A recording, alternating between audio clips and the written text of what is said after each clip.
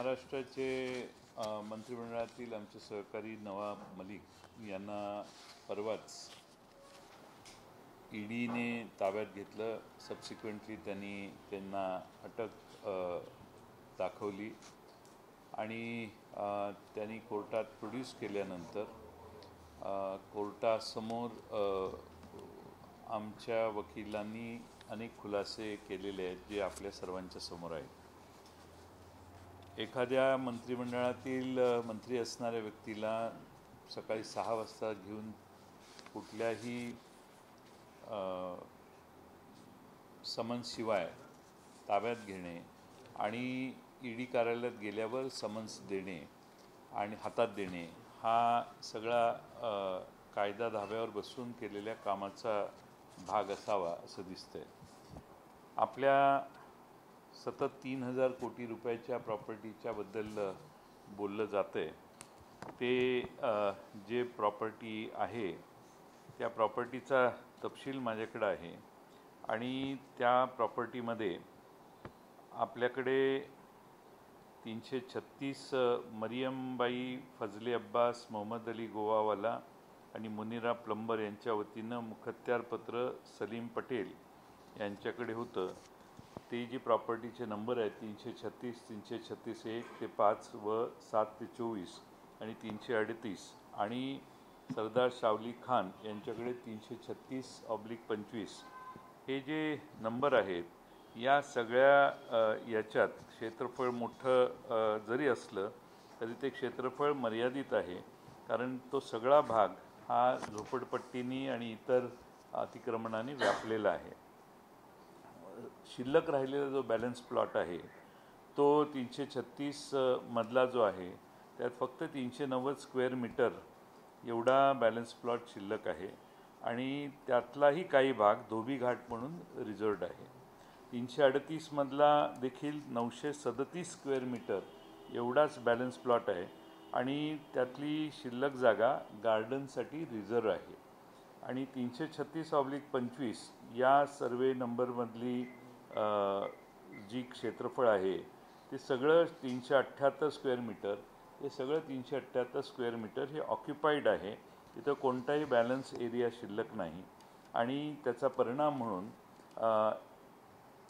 11,447 square metre सगळं क्षेत्रफळ चर्चेत आपण आहे त्यात आहे.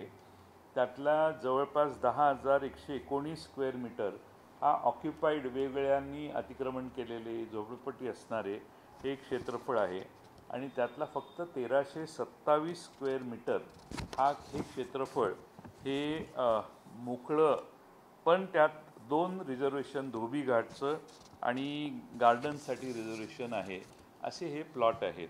म्हणजे 3000 कोटी रुपयाचा जमीन आहे, 300 कोटीची आहे, असे जे वेगळे मोठे आकडे आहेत हे पूर्णतः चुकीचे आहेत आणि अत्यंत मर्यादित तिथली जागा ही मोकळी आहे. दुसऱ्या 2 वेगळी रिझर्वेशन या प्लॉटमध्ये आहेत. याचा तपशील जर ज्या प्रॉपर्टीच्या खरेदीवरून श्रीयुत नवाब मलिक यांना ताब्यात ईडीने घेतलेला आहे त्या प्रॉपर्टीचा साधारण इतिहास आपल्यासमोर ठेवणं आवश्यक आहे. सॉलिडस इन्व्हेस्टमेंट प्रायव्हेट लिमिटेड ही कंपनी 1973च्या सप्टेंबरमध्ये कनुबाई पटेल आणि कोकिला पटेल यांनी स्थापन केली. 28 सप्टेंबर 1973ला मरियामा फैजल गोवावाला यांच्यासोबत सॉलिडसने भाडे करारनामा दुय्यम निबंधकाकडे नोंद केला. हे आता ज्या तपशील आहे त्यातला 336/6 सर्व तपशील आहे, तो घेऊन आपला वेळ मी घेत नाही. आणि 28/9/1973 रोजी मुनिरा प्लंबर मरीबाई फैजल यांच्या मरीबाई यांनी म्हणजे त्यांची मुलगी यांनी भाडे करारनामा दुय्यम निबंधक यांच्याकडे नोंदवलेला होता. सॉलिडस इन्व्हेस्टमेंट कंपनीसोबतचा भाडेनामा. यातनं तिथल्या ज्या 2 शेड आहेत त्या या कंपनीकडे भाड्याने देण्यात आलेल्या होत्या. यामध्ये 30/9/77ला त्यानंतर मरियमबाई गोवावाला एक अष्टमांश हिस्सेदार आणि 7 अष्टमांश हिस्सेदार मुनिरा प्लंबर त्यांची मुलगी यांच्यातील विक्री करार ज्या कंपनीला त्यांनी दिला तो विक्री करार एका कंपनीला त्यांनी ही जागा विकली आणि साधारणपणे मेसस शारेकत इल्मास या कंपनीला ही जागा त्यांनी त्यातला काही भाग विकला. म्हणजे 1977 सालापासून या माय लेकी आपली जमीन टप्प्याटप्प्याने त्यांनी विकायला सुरुवात केलेली होती. 1982 ऑगस्टमध्ये मुंबई नगरपालिकेने ग्राउंड+3 मजल्याची बिल्डिंग 7 विंग 104 फ्लॅटच्या प्रस्तावाला मान्यता दिली. 7/8/82 साली त्यांना OC देखील मिळाली. 84मध्ये शेरकर इमलास यांनी उर्वरित FSIमध्ये 4 मजल्याचा प्लॅन BMCला दिला आणि BMCने त्यांना मान्यता दिली. 130 फ्लॅट्सचं त्या ठिकाणी बांधकाम असेल. त्यानंतर 10/3/1999ला मुनीर प्लंबर आणि मरियमबाई गोवावाला यांनी सलीम पटेल यांना मुखत्यार पत्र दिलं. 1999च्या मार्चमध्ये इरिव्होकेबल पॉवर ऑफ अटर्नी आणि ॲडिशनल एक सप्लिमेंटरी पॉवर ऑफ अटर्नी करून त्यांनी हे सलीम पटेल यांना आपलं मुखत्यार पत्र दिलं. यानंतर त्या इमारतीमध्ये साधारणपणे 1/10/2002ला मुनिरा प्लंबर आणि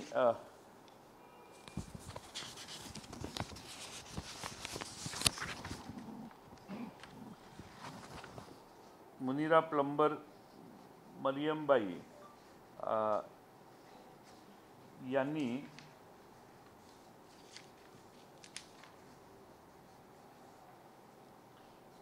सलीम पटेलना हे दिल्यानंतर 26 मे 2003ला हिमांशू दिलीप देसाई आणि यांनी डायरेक्टरशिपमधून सॉलिडस इन्व्हेस्टमेंटमधून ते रिटायर झाले.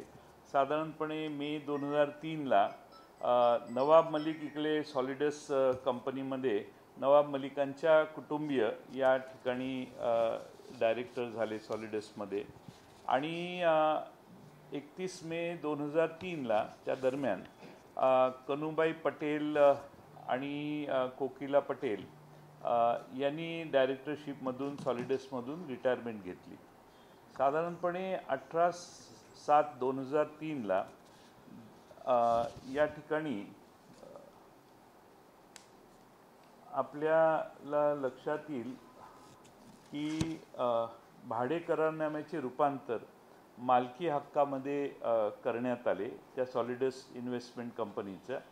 त्यात गोवावाला आणि मुनिरा प्लंबर यांचे जे हिस्से होते ज्याचा मुखत्यारपत्र सलीम पटेल यांना देण्यात आलेलं त्यांच्याकडून करारनाम्याचं रूपांतर मालकी हक्कामध्ये करण्यात आलं.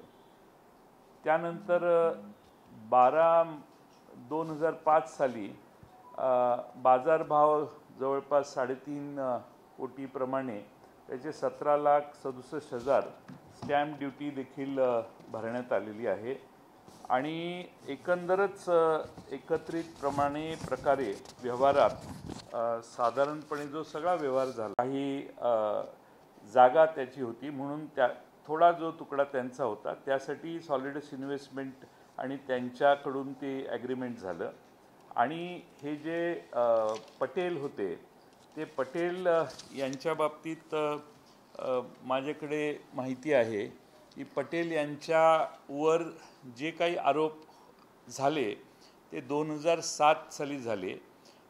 पारकर म्हणून ज्या महिला आहेत त्यांचे ते ड्रायव्हर होते का काय माहीत नाही परंतु या कंपाऊंडमध्ये ते केअरटेकर आणि वॉचमन म्हणून देखील काम करायचे.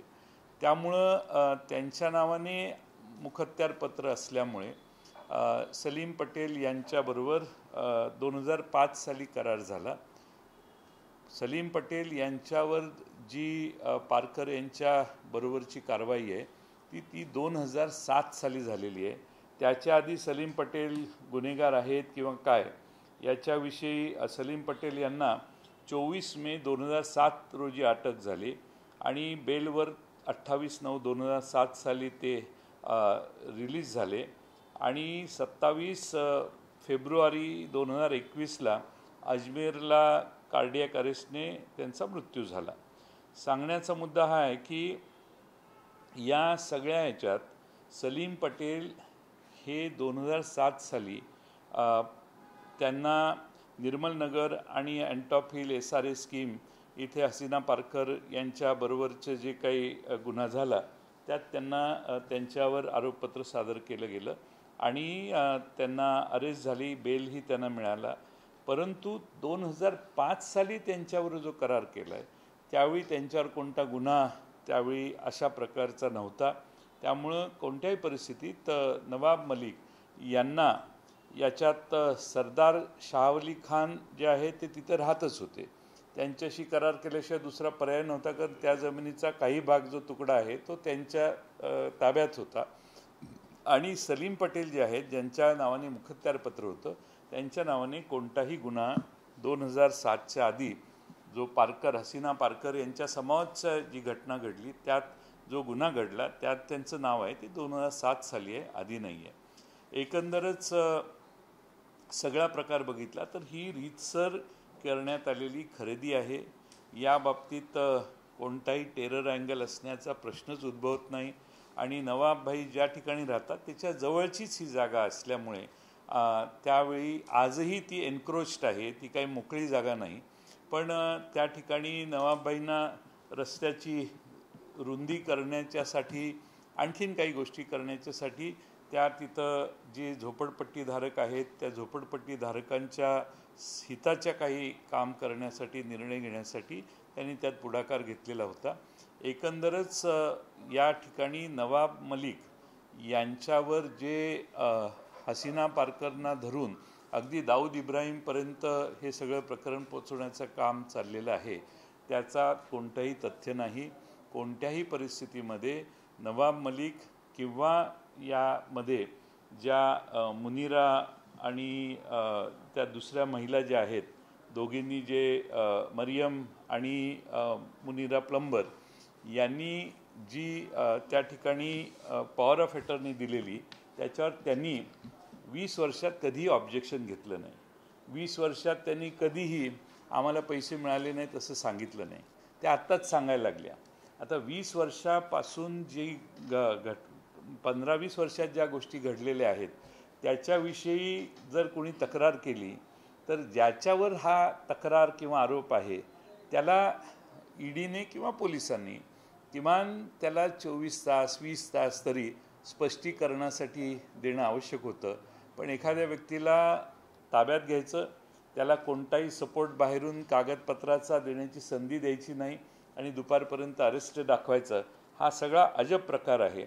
आणि 30 ऑगस्ट 2018ला या ठिकाणी मदिनातुल अमन कोऑपरेटिव्ह हाऊसिंग सोसायटी किंवा पब्लिक नोटीस 26/9/2018ला देण्यात आलेली पुढारीमध्ये आणि आफ्टरनूनमध्ये आणि आफ्टरनूनच्या डिस्पॅच अँड कुरिअर इंग्लिशमध्ये जाहिरात देण्यात आलेली आणि यासाठी जाहिराती देण्यात आलेल्या होत्या. त्याच्यावर सजेशन्स ऑब्जेक्शन्स किंवा ही जाहिरात देण्यात आल्यावरही या मुनिरा प्लंबर यांनी किंवा त्यांच्या मातोश्रींनी कुठेही याच्यात ऑब्जेक्शन घेतलं नाही. त्यांनी रिस्पॉन्स दिला नाही, त्यांना पत्र दिलं नाही. आता 2018 साली जाहिरात पेपरला येऊन जी व्यक्ती ऑब्जेक्शन घेत नाही जवळपास त्यांचा कन्सेंट होताच, त्याची कोर्टात माहिती नक्कीच येईल. पण जर कोणत्याही प्रकारचं त्यांनी ऑब्जेक्शन घेतलं नाही 2018 साली तर 2022मध्ये जर एखादी विक्री पॉवर ऑफ अटॉर्नी लिहून देणारी व्यक्ती 15-20 वर्षानंतर जर म्हणायला लागली की आम्हाला त्याचे पैसे आले नाहीत तर ज्याने पैसे दिले नाहीत त्याला अरेस्ट करायची का ज्याने रीतसर खरेदी केली आहे त्याला अरेस्ट करायची. या मुंबईमध्ये वेगवेगळ्या गुन्ह्यामध्ये वेगवेगळ्या जमिनी ताब्यात घेऊन त्याच्यावर आपली मालकी खोटी तयार करण्यामध्ये वगैरे बाकीचे बरेच प्रश्न मुंबईच्या जागेमध्ये असतात. मी होम मिनिस्टर होतो त्यावेळी अशी काही प्रकरणं येतात असं गृहमंत्री म्हणून माझ्या त्यावेळी निदर्शनाला आलेलं. त्या सगळ्या केसमध्ये खरेदी करणारा जो आहे तो शेवटी इनोसंट बायर आहे. आणि त्याला माहीत नसतं की तो त्या पैशाचं काय करणार आहे किंवा त्याला दिलेले पैसे त्याला पॉवर ऑफ अटॉर्नी ज्यांनी दिली, इरिव्होकेबल पॉवर ऑफ अटॉर्नी आहे, तर त्या इरिव्होकेबल पॉवर ऑफ अटॉर्नी ज्यांनी दिली त्यांना हे पैसे दिले किंवा नाही हा त्या दोघांचा प्रश्न आहे. नवाब मलिक यांना सलीम पटेलांना ह्यांनी पैसे दिल्यावर सलीम पटेलांनी मुनिरा प्लंबरना पैसे दिले किंवा नाही हा त्यांचा प्रश्न आहे.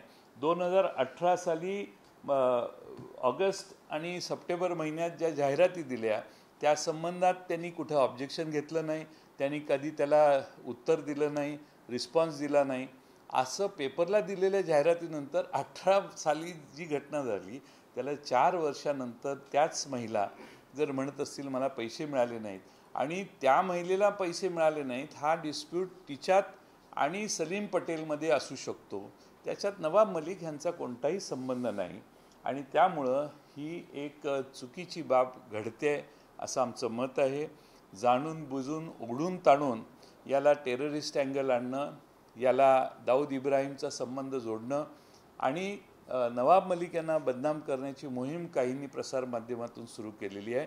नवाब मलिक यांचा या जमिनीच्या खरेदी ती फार नवाब मलिक कुर्ल्याला राहतात आणि तिकडं जाऊन त्यांनी कुठंतरी अंधेरीला जमीन खरेदी केली असती, तिथं काही हे त्यांच्या मतदारसंघातली त्यांच्या घराच्या शेजारची जागा आहे, जवळपास 2-3 प्लॉट सोडून नसेल. तर त्या ठिकाणी आपण हा अँगल लक्षात घेतला पाहिजे की नवाब मलिक हे त्या ठिकाणी इनोसंट बायर्स आहेत. त्यांनी त्या ठिकाणी ज्यांच्याकडून खरेदी केली त्यांनी त्या बाईला पैसे दिले किंवा नाही हा त्या दोघांच्या मधला प्रश्न आहे. नवाब मलिकांचा त्याशी काही संबंध नाही. आणि त्यासाठी ज्या जाहिराती 2018-19च्या दरम्यान दिलेल्या होत्या त्या संबंधात पब्लिक नोटीस दिलेली होती, वॉज पब्लिश्ड इन न्यूजपेपर पुढारी मराठी आणि इंग्लिशमध्ये, त्यालाही त्यांचा काही रिस्पॉन्स नाही. असं 2018 साली झालेलं असताना 2022 साली तीच महिला म्हणते मला पैसे मिळाले नाहीत. बरं पैसे नाही मिळाले तर त्या सलीम पटेलला विचारा ना, नवाब मलिकांचा संबंध काय? का नवाब मलिकांनी तुमच्यावर सध्याच्या व्यवस्थेवर काही आरोप केले असतील, काही केले असतील तर त्यांनी कागदपत्राच्या पुराव्यादिशी केले. पण ओढून ताणून ही वस्तुस्थिती जी मी सांगितली ती असताना ओढून ताणून एखाद्या बाबतीत एखाद्याला अटक करणं हे चुकीचं आहे. मला खात्री आहे की आमच्या वकिलांनी कोर्टामध्ये नवाब मलिकांच्या आपली बाजू मांडलेली आहे. या संबंधात आता नवाब मलिक यांना काही दिवसाची कस्टडी देण्यात आलेली आहे. पण हा सगळाच जो प्रकार आहे तो ओढून ताणून केलेला आहे. नवाब मलिक यांच्या दोन्ही मुली, त्यांचे कुटुंबीय यांच्याशी मी परवापासून 2-3 वेळा चर्चा केली आणि सगळाच प्रकार हा धक्कादायक आहे. कोणत्याही क्षणी, कोणत्याही परिस्थितीत आणि कोणत्याही वेळी असा कोणताही अंडरवर्ल्डशी, टेररिस्ट लोकांशी संबंध येण्याचा प्रश्नच कधी नवाब मलिकांचा आला नाही. आणि मंत्रिमंडळाच्या मध्ये अनेक वर्ष नवाब मलिक काम करत आहेत. विधानसभेचे सदस्य म्हणून अनेक वेळा त्यांनी काम केलेलं आहे. आमच्या राष्ट्रवादी काँग्रेसमध्ये ते प्रमुख म्हणून काम करत आहेत. या सगळ्या काळात आम्ही त्यांना जवळून पाहिलेलं आहे आणि त्यांचा आणि समाजातल्या चुकीचे कामं करणाऱ्या लोकांचा किंवा अशा गुन्हेगारांचा कधी संबंध आलेला आमच्याकडे निदर्शनाला आला नाही. आणि त्यामुळं अचानक आमच्या मंत्रिमंडळातील एका मंत्र्यांना कोणत्याही नियमांची, सर्व नियमांची पायमल्ली करून पहाटे येऊन घेऊन जायचं आणि नंतर त्याला अरेस्ट करायचे हे अतिशय निषेधार्ह आहे. महाराष्ट्रामध्ये तिन्ही पक्ष याचा निषेध करतायत, महाराष्ट्रातली जनता निषेध करते आणि मला खात्री आहे की जर न्याय मिळायचाच असेल तर मला खात्री आहे या कागदपत्राची परिस्थिती जर बघितली आणि सिक्वेन्स जर बघितला तर यात नवाब मलिक निर्दोष आहेत असं आमचं ठामपणाने मत आहे. याबाबत आपण जर बघितलं आता त्यांना ईडी कस्टडी आहे, याबाबत हायकोर्टात जाण्याचा विचार आहे का? आणि ज्या पद्धतीने भाजपा म्हणते की टेरर फंडिंग केलं आहे, तुम्ही चूक केली आहे तर पाठीशी घालायचं, त्यांचा राजीनामा झाला पाहिजे, ही मागणी आता भाजपा करते. असं आहे, मी मगाशी सांगितलं 2003 साली, 5 साली, 2073 सालापासूनची हिस्ट्री मी सांगितली. याच्यात टेरर फंडिंग करण्याचा प्रश्न उद्भवत नाही. त्यांनी तिथली जमीन खरेदी केली आहे. त्यातला जो ज्याच्यावर बॉम्ब ब्लास्टचा आरोप आहे त्या व्यक्तीच्या ताब्यात काही जो प्लॉट होता तो ते प्लॉटच्या मधला तो एक भाग होता. त्यामुळे त्याच्याकडून घेणं, त्याच्याशी करार करणं हा नाईलाजानं भागच होता. त्यामुळे तिथला जो छोटा तुकडा तिथं झोपड्या आहेत, तिथं काही फ्लॅट बीट काहीतरी आहेत, त्यातला काही भाग हा त्याच्याकडे होता, म्हणून त्याच्याकडूनही घेणं करून प्राप्त होतं. आणि हा जो सलीम पटेल आहे, सलीम पटेल ह्या व्यक्तीवरचा गुन्हा 2007 सालाच्या नंतर आहे. 2003 साली घडलेल्या, 2005 साली झालेल्या या करारनाम्याची सलीम पटेल गुन्हेगार म्हणून कधीच त्यावेळी समोर आलेलं नव्हतं.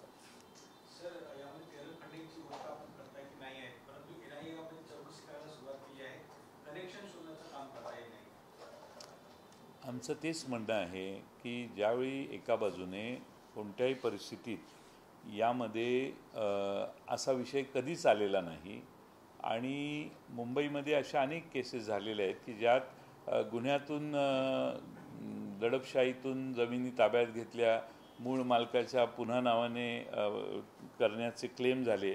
त्यावेळी हा जो यातला बायर आहे, खरेदी करणारा, तो इनोसंट बायर म्हणून अनेक केसेसमध्ये त्यांना इनोसंट बायर म्हणून बाजूला करण्यात आले, सोडून देण्यात आलेलं आहे. आणि हा त्यातलाच प्रकार आहे. पण याला आक्रस्ताळीपणाने वेगळं स्वरूप देण्याचा प्रयत्न करतायत. ज्या पद्धतीने ईडीने त्यांना ताब्यात घेतलं, आता त्याच्यावर जे गुन्हे जैश मोहम्मद आणि त्या अल कायदा अशा संस्थांची नावं, अशा टेररिस्ट ऑर्गनायझेशनची नावं त्यात घातलेली आहेत, अशा संघटनांची, अतिरेकी संघटनांची, त्या संघटनांची नावं घालण्याचा प्रश्नच उद्भवत नाही. नवाब मलिक हे 4 लाख 5 लाख लोकसंख्येतनं निवडून अनेक वेळा आलेले आमचे आमदार आहेत. लोक या देशात काही अशा टेररिस्टना मदत करणाऱ्या लोकांना कधी भारतात निवडून देत नाही. आणि त्यामुळे दुर्दैवाने त्यांच्यावर हे जे आरोप आहेत ते खोटे आहेत, हेच आम्हाला सांगायचं आहे.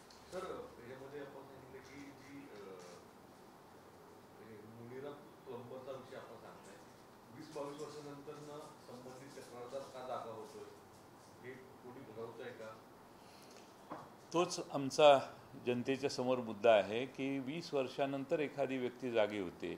20 वर्षात त्या व्यक्तीला पैसे मिळाले नाही ते कधी आठवत नाही आणि त्या गोष्टीला तिला पैसे मिळाले किंवा नाही याचा, आणि सलीम पटेल याने त्यांना पैसे दिले की नाही एवढाच मर्यादित विषय आहे.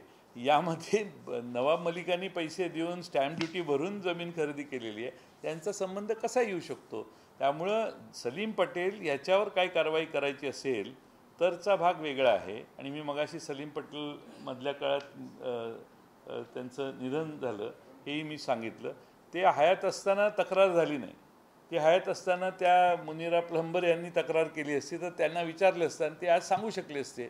आज त्यांचा मृत्यू झाल्यानंतर ही तक्रार करण्यात आलेली आहे आणि अशा तक्रारीला महत्त्व देणं योग्य आहे असं मला वाटत नाही.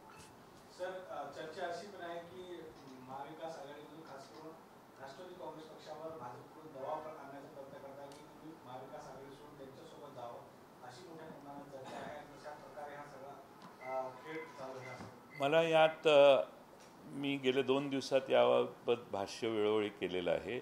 मला नवाब मलिक यांची बाजू समाजासमोर, महाराष्ट्रासमोर, देशासमोर यावी म्हणून मी यात नवाब मलिक यांच्या बाजूचे काही मुद्दे, अनेक मुद्दे आहेत जे मी मांडलेले नाही, ते निश्चितपणाने कोर्टात अधिक पुढं आमचे वकील, त्यांचे वकील मांडतील.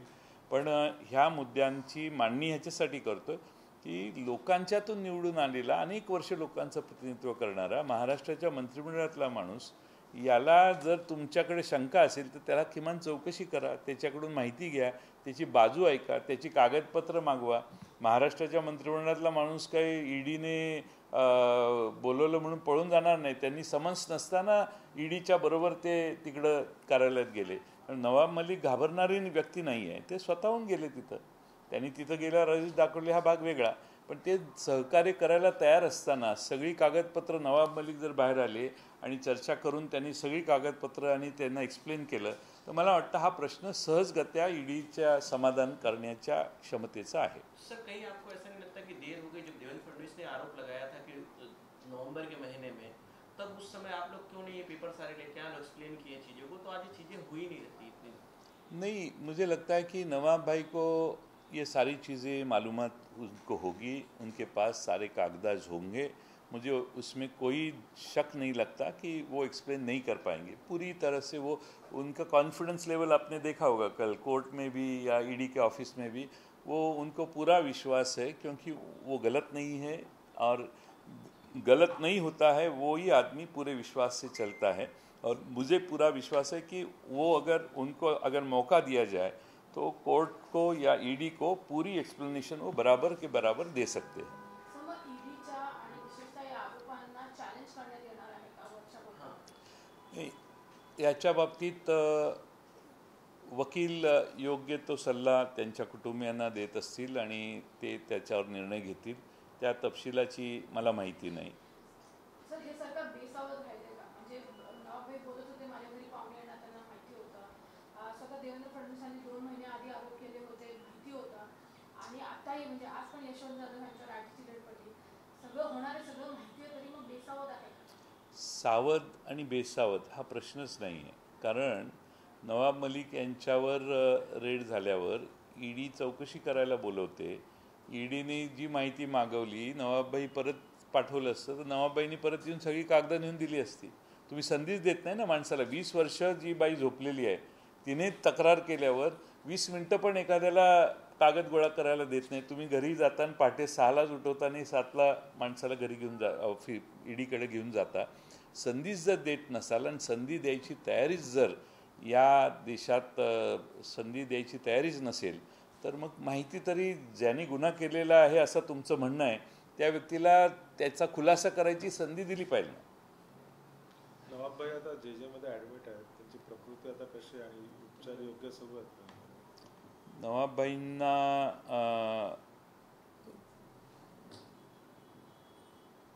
जेजेमध्ये ॲडमिट करण्यात आले, त्यांची प्रकृती बरोबर नव्हती, त्यामुळं त्यांना जेजेमध्ये ॲडमिट केलेलं आहे। त्यांची प्रकृती कशी आहे ही आत्ता मी ह्या क्षणी मला माहिती नाही, पण दुपारी त्यांची प्रकृती नादुरुस्त होती हे कळल्यामुळे त्यांना तिकडे जेजेमध्ये ॲडमिट केलं अशी माझी माहिती आहे।